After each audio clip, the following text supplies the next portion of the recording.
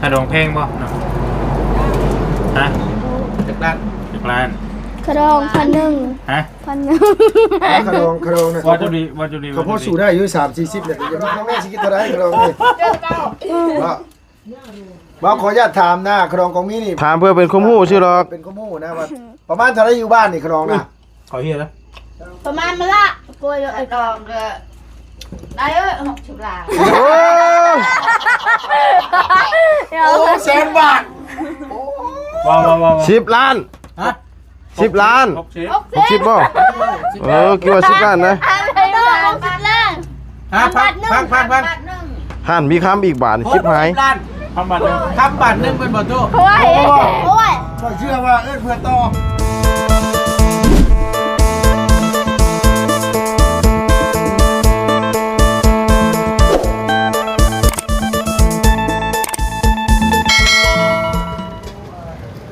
เอาไปน้องเนาะตอนคำตอนแดงโดย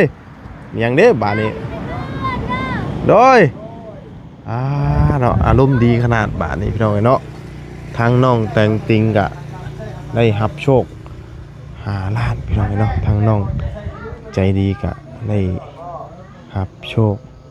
5 ล้านพี่น้องเนาะถือว่าโชคใหญ่เนาะ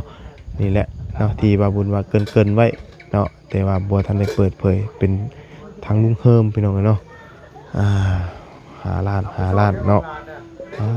ถือว่าโชคใหญ่เลยแหละพี่น้องเอ้ยเนาะเอาพี่น้องเอ้ยมื้อนี้ก็ถือว่าลมเย็นโว้ยเนาะยามค่ำยามคืนเนาะมื้อนี้เนาะถือว่าลมเย็นตอนแดงมื้อนี้เนาะบรรยากาศเพิ่นกำลังเฮ็ดหยังกินบุพี่น้องเอ้ยเนาะโหมันหนาวเลยพี่น้องเอ้ยเนาะหนาวนี่สะแงดเลยเนาะสะแงดแม่นบ่สบายดีล่ะโอ้สะแงดบ่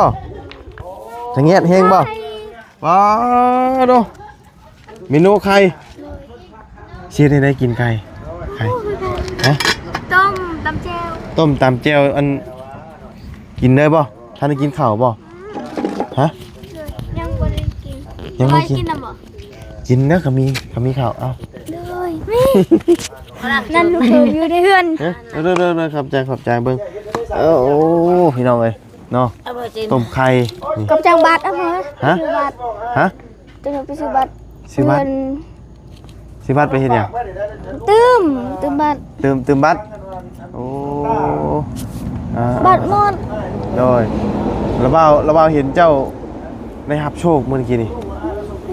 โชคไม่ใช่น่ะลุงให้ลุงเฮิมเอาไว้ในขนมเลยอ๋อเจ้าหู้อยู่บ่โอ้โหช้ำแล้วบอกให้แกะเราบอกยังกินแหละเปิดมีเงินหมดเลยพูดบ่โอ้เจ้าจะไปเฮ็ดยังเงินนี่บัดนี้เอาไว้อยู่กับพวกฮะเอาไว้อยู่กับพวกชาวบ้านอีกแล้วข้าวกับซื้อข้าวเอาไว้เบ่เลยบ่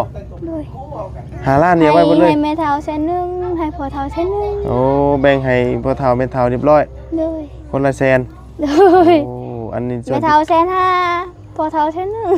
แล้วเก็บไว้อันน่ะกระปุกบัดนี้เนาะเนาะคือว่าโชคใหญ่ล้นทับได้พี่น้องเอ้ยเนาะ5 ล้านกีบพี่น้องเนาะสำหรับทางน้องใจดีเนาะและน้องแต่งจริงพี่น้องเอ้ยเนาะเมื่อวานนี่ก็อันนี้เนี่ยเลี้ยงได้2 ล้านแล้วได้ฮะเลี้ยงได้2 ล้านบอลลี่ให้เหรอน้องบอลลี่ให้ได้2 ล้านแล้วเลยโอ้มีทุกคนได้เงินตัวมื้อนี้เนาะเลยบ่แบ่งนะบ่าวได้สุดใดบ่แบ่งนะบ่าวได้บ่แบ่งฮะบ่าวละได้คือกันเดี๋ยวบ่าวก็ได้คือกันให้เอามาให้บ่าวนี่อ้า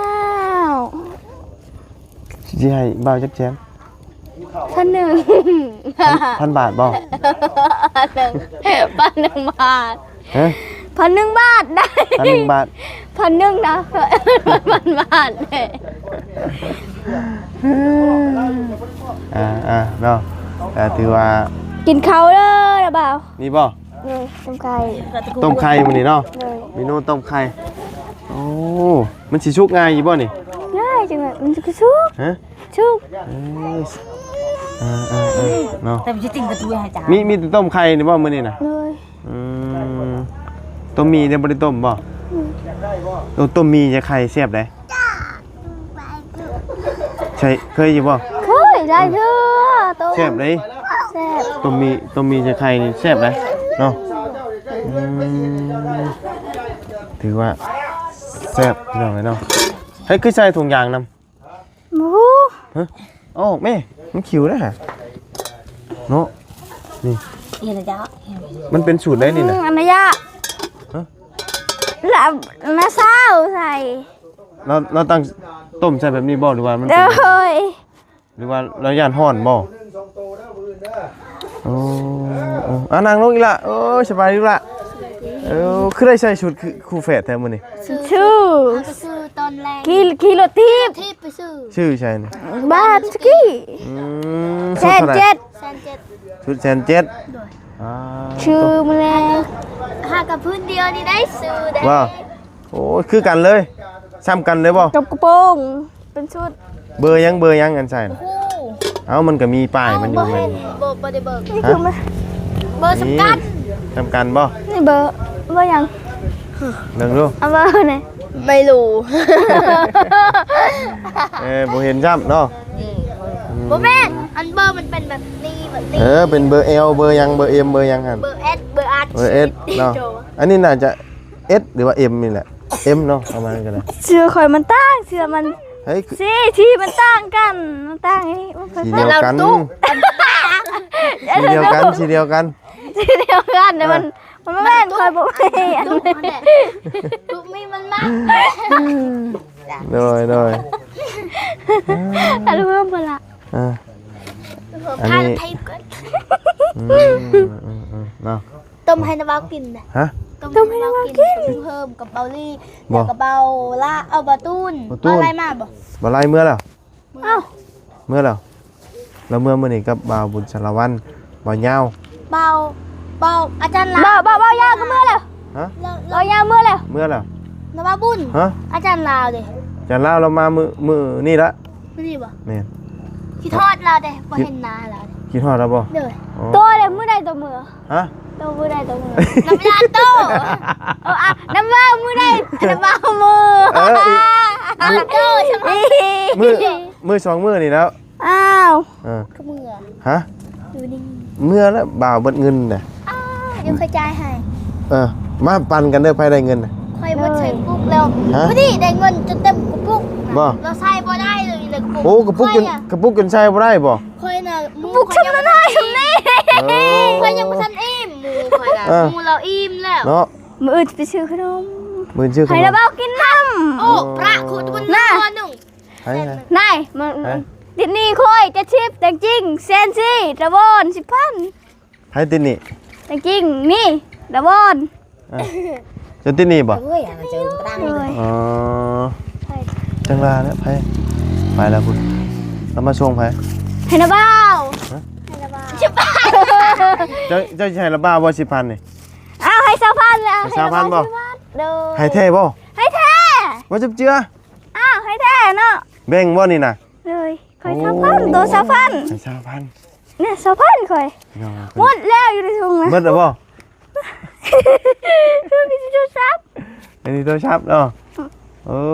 เพิ่น นี่เงิน เพิ่นแบ่งบ่บุญชาพันพี่น้องเอ้ยเนาะ เรื่องเงิน ให้เบิดตูดเลย ให้เด็กผู้ชาย ให้นะบ่าวช่องล้านนะ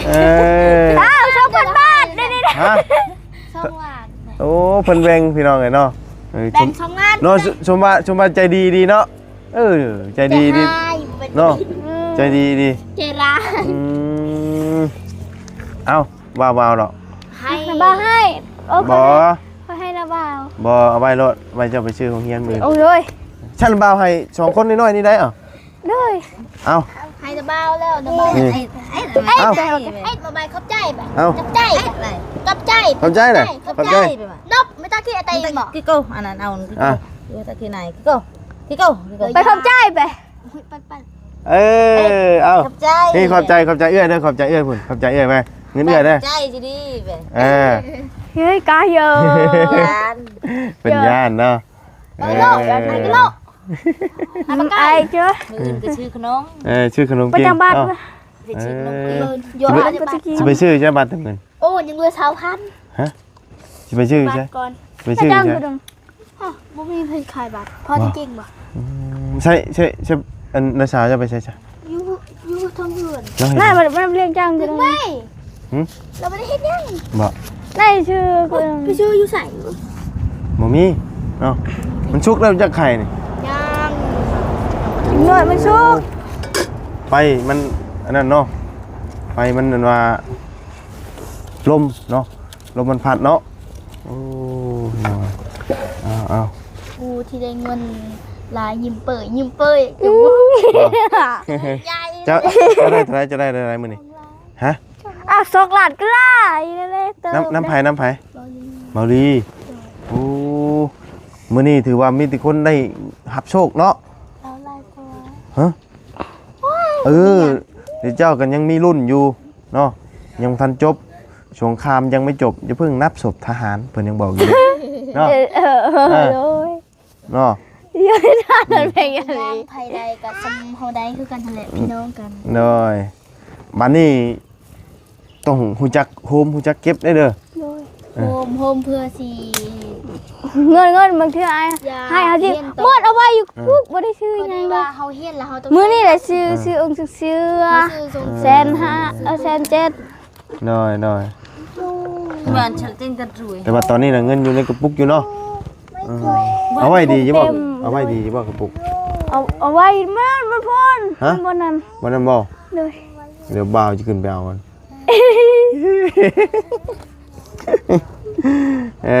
ดีแล้วเนาะไว้ฮู้จักไว้กระปุกเนาะของเจ้าไว้ใช่จ้ะ เอาไว้พุ่น กระปุกคือกันแล้วบ่ อยู่เทิงเราเอาไว้ เพิ่งสักซี่ เจ้าจังซี่แต่ว่าเฮือนนี่มีคนอยู่ตลอดอยู่เนาะ เป็นอยู่ตลอดพอตู้เนาะอยู่เนาะ โดย อ๋อ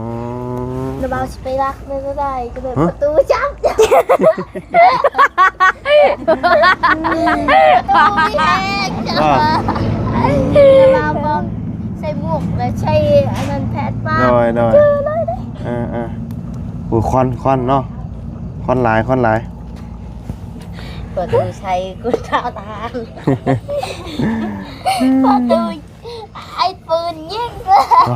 แล้วมีปืนบ่ เบอร์จอเอ็นละมีอย่าง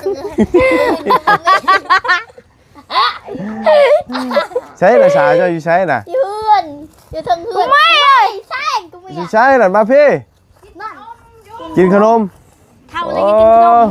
ข้าวโรตีตะปุ้ย เบิ่งนี่ต้มไข่เจ้าชุกนั่นนี่เนาะ ไปอันกัน โอ้นี่ชุกแล้วบ่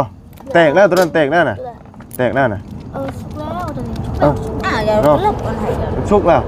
ก็ไม่นะ เลิกเลยให้ชูแกจับจ่อ ก็ไม่นะ ใจจินไป ฮะเอาออกบ่ ชื่อบัตรมันเด้อ ใช่เถอะ จังก็ห่อเนี่ย ฮะ น่ะ จุกอะไรเลย บ่พาไปจังน้อยจังไป เลย ชื่อบัตร พอจริง เดี๋ยวจังไปเนาะ ไม่ใจมีตรงนี้ ๆบัตร เนาะ แต่งไทยแต่งจริงแจ้ง ไอ้ จริง เราอยากไอ้ ต้มไข่เนาะเนาะมื้อเว้นนี่แกงไก่เนาะ ปลากระป๋อง มื้ออื่นนี่เพิ่นสิได้ปลูกมันอีกบ่นี่ ต้องซื้อปลากระป๋อง แล้วอะไร ยังได้2เป้าบ่พอละมัน บัดนี้จะเอาละมันอยู่ใช่บัด จังไห้ค่ะ จินจะช่วย ฮะ ย่าอยู่บ่ไกลไปตูดเยอะเลย เก็บเอาแถวอันหิมๆชวนนะ แม่น เอาว่ามันใช้บ่ได้เลย ใส่บ่ได้กะเก็บเบิ่งตัวได้งามๆกะเอา จะตะลุมได้ มันจะดีมันแพงจังแบบ ฮะ ปักปองเลย หาตัวได้งามๆแล้วเอาไปปุ๊บ เฮ้ยเมื่อยไว้เท่าน่ะมาพี่เพิ่นต้มไข่ให้เจ้าได้ ต้มไข่เด้ ต้มไข่ ไข่ ได้ไข่ เอ ก็กินเบาบุญก็กินเบาตูนก็กิน มาแม่ เลือดเจ้าจะไม่อยากกินบ่ เออ ใจค่ะรู้นะ เอา ไข่ค่ะ ต้มไข่เราต้มให้เจ้านี่ ต้มไข่บะบุญบ่ ต้มไข่เจ้า โอ้ไข่ข่อยยังอยู่ ต้มไข่เจ้าเนาะนั่งลงนี่ สวัสดีเด้อ เลย น่ะไข่บักเลยล่ะ ถ่ายกันก้อนนี่เพิ่นต้มไข่อยู่นี่เพิ่นว่าต้มไข่เพื่อบอลลี่เลยได้นี่นะ นั่น บอลี่แหละบอลี่กินหลาย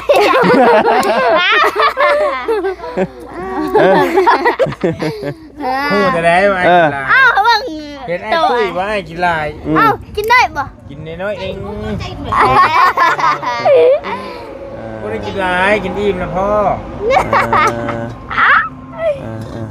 กินอิ่มแล้วพ่อแล้วนะไม่ได้กินลาย ยังไม่ได้กินข้าวแรงบ่ยัง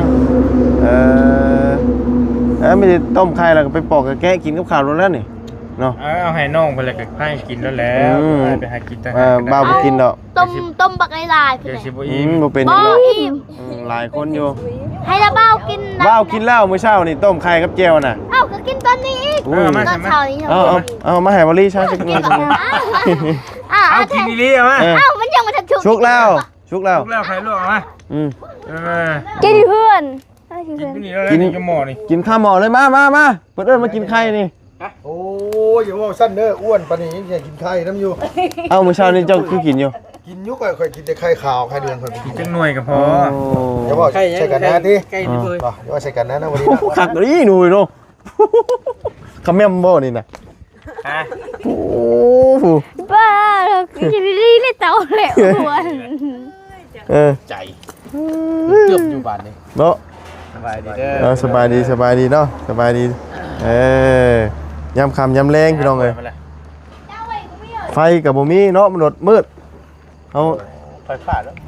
เนาะ ไฟฟ้าบ่ได้มีได้ อยู่ใกล้เสาใช่ อยู่ใกล้เสาซื่อๆแต่ว่า ว่าดีเฮ้ย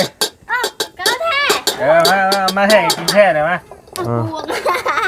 โคตรแล้วฮะ โอ้มันจนแตกแล้วมันสุก ต้มใส่ถุงได้บ่น่ะ จักหน้าสาวเพิ่นตบ เลย เฮ้ยก็มาไก่ บ่ โอ้ยฮอดเฮ้ย ก็มาไก่ โอ้ชุกแล้วให้เราโลดน่ะ ใช่แล้วมันแยกต่างหาก มันชุกแล้ว เป็นยังมันลงกัน ชุกแล้ว เป็นยังมันลงกัน ไอ้ไก่นะ มันชุกแล้วนั่นน่ะชุกแล้วอันนี้ก็ชุกหมดแล้ว ไม่ได้เว้ย ผมไม่ประตูนลูกมือหลานได้ประตูเด้แต่มันหดได้เลย มา โอ้ชุ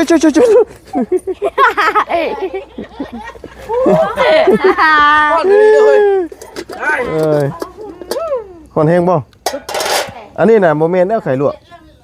ชุกแล้ว ชุกแล้ว โอ้เอานั่น โอ้หัวแบบอารมณ์ดีขนาดได้มื้อนี้น่ะเป็นพิเศษเนาะมื้อเว้นนี่ไผให้บ่ฮะ อ้าวไม่ ให้ยัง ให้ย้อนนะคะบอกพาไปซื้อเสื้อ ว่า แล้วให้ค่อยอีกพาไปที่รถที่ โอ้ แล้วไปซื้อเสื้อนี่เราไปซื้อ บ่ไปทั้งนี้ไปปลูกมันทั้งนี้ไปให้พาไปซื้อเสื้อ เราบอกว่าล้างจานนี่เขาจะไปพาจะไปซื้อล้างมาแล้วมันไปซื้อเลยแล้วบอกมันนี่เลยน่ะ ว่าให้มันเป็นคนกว้างๆแล้วป้า คอยสิแปลฟังนะคอยอยู่กับน้องโดนคอยจำได้เลยแล้วว่าหน้าสาวแล้วบอกว่าจ้าเขาแล้วสิพาไปซื้อ แบบนั้นเลย โม ว่า เมนต์ล้างถ้วย ให้ล้างถ้วยเลยและให้ตำหุ้นแต่ก่อนแบบนี้ตลอดเลยให้มันพาไปซื้อยังเลย เจ้าไปล้างถ้วยก่อน สิพาไป ได้แล้วล้างถ้วยแล้วพาไปตลอดเลยแล้วว่าเว้นนี่บ่ยอมให้บ้านนี้ดินั่น เอายกให้บอลลี่ครับมาลุงเคิมมาป้องหู ว่าไปกินน้ำกันเตียงคนละปันใช่ไหม ไป ปันคือวัน ไปเตียงใช่เอาโอ้ โอ้ย นี่เพื่อย่านบริบอีใครจึงเข้าเลยได้เลย เขาบอกว่าคนเดียว เอาง่ายเข้าบ่เข้าเต็มเลย เกลือได้ชนะเกลือได้ฉัน นี่กำลังทำ นั่งเห็นนะ บ้ากินบ่ ฮะกินให้เจ้ากินกัน กระชำไม้บริโภคได้ชำนี่บริหน้าได้ชิบอกดีดิ โอ้คอยเห็นท้อง2คนคอยก็ยิ่งยุบเลยนี่นะ ไข่บริ ไปนั่งกูลูกไปนั่งกันดูไป นั่งลุงเห็นไหม นี่นั่งลุงดีอ่ะไป เอาเมื่อเป็นน้องไผ่ก็จะคนไปบ่หรือไปของว่าเป็นน้องไผ่เนี่ยจะคนไป เจ้ามีน้องชายบ่ บอกคำบอกเข้มเนี่ยเมนไปแล้วรุ่นเนี้ย บ่ คนบอกใครไก่ น้องเมียก่อนกระโดดทุกมือนะ ใกล้ ขี้มากขี้กาวมีเบิดเด้ ใส่น้ำให้มันเย็น อันไหนเจาะไหน มาเด้ ใส่น้ำให้มันเย็น โดยใช่เนาะ เดี๋ยวมันได้หลาย ไปกินล่ะไปกินเจ้าท่านได้กินข้าวนะ โอลีจะให้เย็นหรือเปล่า ดีที่บ่อยให้เย็นเลยอากาศมันหนาวมันเราก็แค่ว่าจะรูปเส้นมือมันอุ่นนี่สิเรา บอกได้กินดีๆนะ ถ้าบ่เห็นบ่จะ ใส่ อุตส่าห์กัน น้ำ มา ใส่ให้มันอุ่นก่อน ให้มันเย็นก่อ ก็เอาตรง น ตะเกียบ มาสิ จะแกะง่าย แน่นนะ ใส่หมดเลย จะไม่ได้ ออกมาเลยนะไหวจ้ะ เอ้ยเยอะ ให้จนเนาะ โอ้ห่อนวะ ห่อนแฮงเลย บ่จะดีหมายไว้ได้ปะว่าเป็นน้องไพ่ให้ได้ปะสิมันไว้ได้ปะได้เอ้ย ฮะ ทางนี้ได้ น้องชายอยู่ไทยพุ่นนะเดี๋ยวนี้กระขับมาอยู่ไทยพุ่น ไปเลยเฮ้ย ได้ปะขนมเท่าไร โอ้โห ทำไม่เท่า 400 ล้านคาโดง400 ล้าน กินข้าวกินข้าวอย่าเลย จำเป็นนี่ไว้ก่อนกินนะ เอาก้อยหัว บ่ยากินได้เพิ่นนะมันสิเป็นยังเราว่า บ่บ่ใช่ก็ได้บ่ใช่ก็ได้ บ่ใช่ก็ยา สูตรเพิ่นได้ทางนี้น่ะ บ่ใช่ก็ยา สูตรเพิ่นแบบนี้ ไม่มีละขึ้นมาพี่ เพชรครัวเนี่ยนะ ฮะ เอาไหม ที่ที่เลือด เจียวตกกินก็มากะหม่อมโอ้ยมากินกับใคร ใช่แล้วน้องมากองมี เอาบุญ ขึ้นมา กินไป ใช่น้องน้องแจงเพิ่นอยู่ใช่ พวกเขาให้ทุกอ่อนแท้นี่นะ แล้วกินข้าวอยู่เหือนแล้ว ไปว่ากิน ใส่มา เรา บุญมึงมึง นี่นี่นี่ เอาชิม นี่คนจำอยู่ บ่ นี่ นี่ยันบ่ถึงน้อง วันนั้นเราเนี่ยนับมาพี่ ไปเออ ดูแล้วขยับก็ได้นะ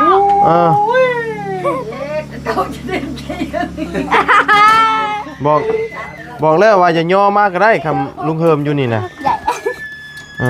เบิด กินเนาะเอาภาพบรรยากาศก่อน จะดาวนี่แกได้ อันนี้ ไอ้เนี่ยคือจะต้องไอ้เสียอยากได้ มาเด้อ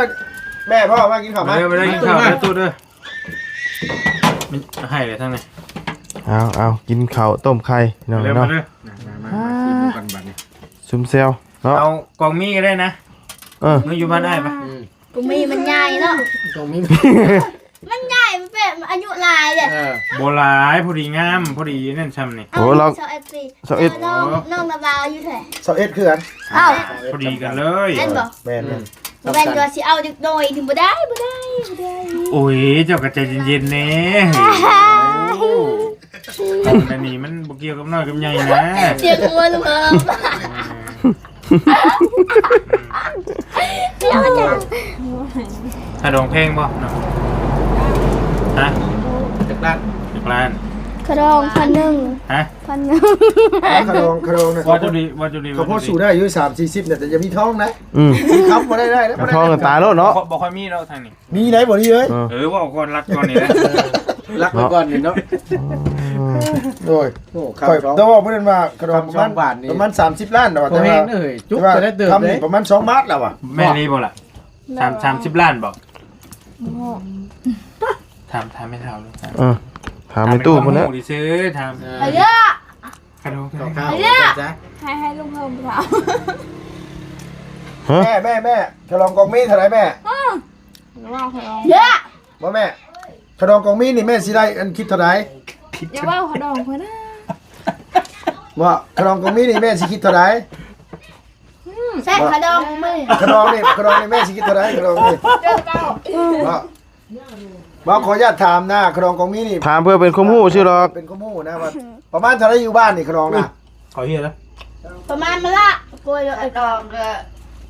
ได้60 ล้าน โอ้ย แสนบาท ว้าว 10 ล้าน ฮะ 10 ล้าน 60บ่คิดว่า10 ล้านนะ 60 ล้าน ฮะพัง ห่านมีคำอีกบาทชิบหาย พันบาทนึง คำบาทนึงเป็นบ่ตู้ โอ้ย โอ้ย เชื่อว่าเอิ้นเพื่อต่อเพราะว่าก้าวว่าเฮาบ่เอาเนี่ยกันประมาณเช้า ล่ามได้เอาวิชาล่ามออกมาแม่ล่ามได้จะมือ2 มือออกงานได้นี่เอาจุ่มมาผ่อนล่ามแล้ว กอดคิวเพิ่นนะบ่ โจมกันนี่นะแบบกันนะ ใครอยู่แซ่บ ว่ะบ่บุญไม่อยากกินบ่ กินลูก เนาะ ใช่ป่ะ เบิ่งก่อนก่อนคิดว่ามันกินได้แต่กับขามจำเจียวนี่โอเค โอ้เพิ่นเฮ็ดสูตรนี้ได้เดี๋ยวนี้นะคนทางนี้เพิ่นสิกินสูตรนี้ ครัวก่อนแจ่ว แต่กล้องอ่ะเป็นหิวอ่ะ บ่ยังบ่ปานนั้นยัง โอ้อายถึงทนมึงไง เอาอยู่ตรงนี้แหละจะ ไปเอาอ่ะ แม่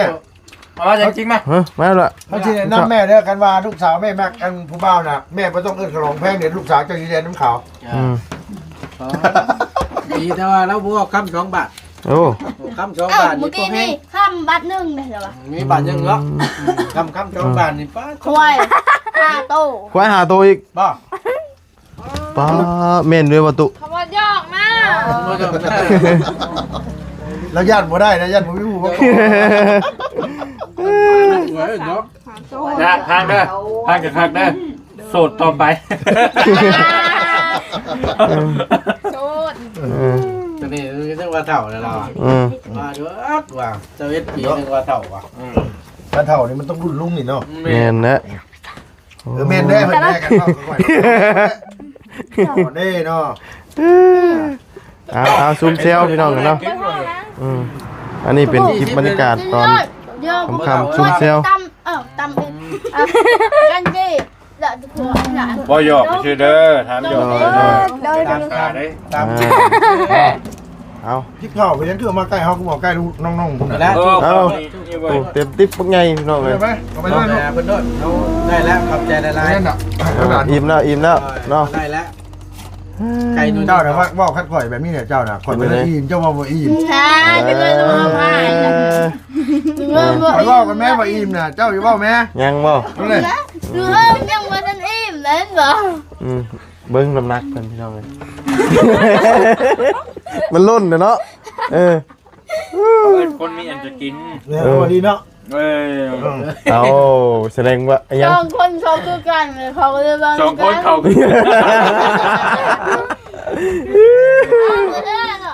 ใครยังใครอยู่ตัวเชื่อไปไหน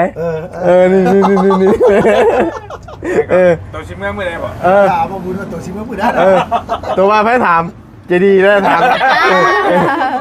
ตัวชิงเงินมือไหน แล้วมาโตจะไม่มาได้ตัวชิงเงินมือ บ้า ไหน นลุงบ่ได้ลูกบ้านลุงนี่บ่ได้มีแต่ว่า เจ้าไม่ว่าได้อะไรนะลูก เจ้าบ้านลุงบ่ได้ลุงบ่ได้ เพิ่น เราลืม บ่แล้วคิดว่าบุญเราบ่มีความเคารพบุญว่าสิซะแล้วก็คิดว่าบุญเป็นเชี่ยวเป็นหยังนะ ใส่แล้วบาทเจ้าแล้วจน โอเคจ้ะเนาะกินข้าวกินน้ำพี่น้องเอ้ยบัดนี้ลำลาเลยเด้อป้าแล้วได้จะได้กันยังไงก่อนจะพาไป โอเคไปคอยอันนี้ก่อนไปกันโฆษณาก่อน เราจะเฝ้าลงแน่เลยว่ะเมื่อกี้นี่นะ มันตายแล้ว เนาะเอาครับมาทักมาเนี่ย ใช้กักหน่อยเดียวนึงบ่น่าพี่จับ เอาจอดตัวเล็กกินจำได้เขาเบิ่งนี่แหละ บ่ก็ป้าสบายดีเลยเอากินน้ำกินน้ำพี่น้องเอาครบเอาไต่ข้าวไต่ครบกินข้าวไปผูทั้งอายะกันเนาะเอาเนาะกินไปจ้าพี่น้องเนาะสำหรับคลิปนี้กันลำลาเลยเด้อพี่น้องพบเจอกันใหม่ขอบคุณพี่น้อง FC เด้อที่เข้าติดตามรับชมเนาะบรรยากาศชุ่มเซลพี่น้องเนาะไปแล้วสบายดี